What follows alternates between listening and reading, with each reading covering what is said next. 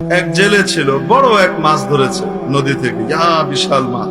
এই মাছ ধরে চিন্তা করলো বাজারে যদি বিক্রি করি তাহলে তো সঠিক যথাযথ মূল্য পাবো না, এত বড় মাছের দাম কে দিবে।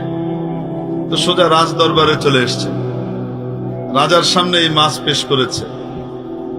মাছ দেখে রাজা মশাই তো খুব খুশি, এত বিশাল আকৃতির মাছ তো আমি দেখিই নেই, এত বড় মাছ, এত সুন্দর। তো রাজা মশাই খুশি হয়ে খাজানচিকে আদেশ করলেন, ওকে 4000 দিনার দিয়ে দাও। কয় হাজার? 4000 দিনার। 4000 দিনার দিয়ে দাও। খুশি। এখন এই বেচারা দিনার মাথা নিয়ে, দিনারের যে ঝুড়ি, এটা মাথায় নিয়ে রওনা করেছে।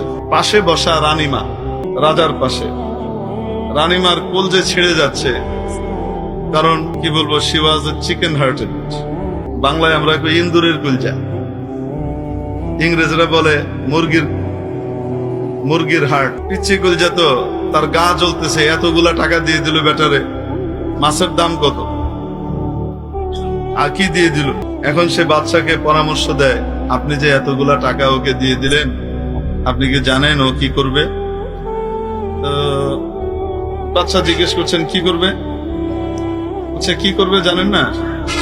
ও গিয়ে লোকজনের কাছে এলাকায় বলে বেড়াবে যে রাজাকে ভালো একটা ধরা খাওয়াই দিয়ে আসছে, বেকুব রাজাকে ভালো মতো বোকা বানিয়েছি, 1 দিনারের মাছের পরিবর্তে 4000 দিনার নিয়ে চলে আসছে, আপনাকে নির্বোধ আর বেকুব প্রমাণ করবে। রাজা বললেন তাই নাকি? রানী বলে অবশ্যই, আপনি তো মানুষের চেহারা পড়েন না, সরল মনে সবকিছু দেন, আমি তো থট ট্রিট করি, আমি সকলের চেহারা দেখে মন পড়ি, সে কি চিন্তা করছে, অতএব তাই করবে। কি করা? আপনি টাকাটা ফেরত নিয়ে নেন, মাছ দিয়ে দেন। রাজা বলে এটা হয়, একজনকে আমি টাকা দিয়ে দিয়েছি, মাছ নিয়ে নিয়েছি, আমি রাজার আসনে আসীন হয়ে আমি আবার তার কাছ থেকে, প্রজার কাছ থেকে টাকা চেয়ে নিয়ে নিব, এটা কি হয়? এটা কিভাবে নিব? তো রানীমা বুদ্ধি দিচ্ছেন, আপনি তাকে ডেকে বলবেন, জিজ্ঞেস করবেন এই মাছটা কি ছেলে না মেয়ে। যদি বলে ছেলে মাছ, তাহলে বলবেন বাবা আমার তো মেয়ে মাছ দরকার, তো তোমার মাছ তুমি নিয়ে যাও, টাকাটা রেখে যাও।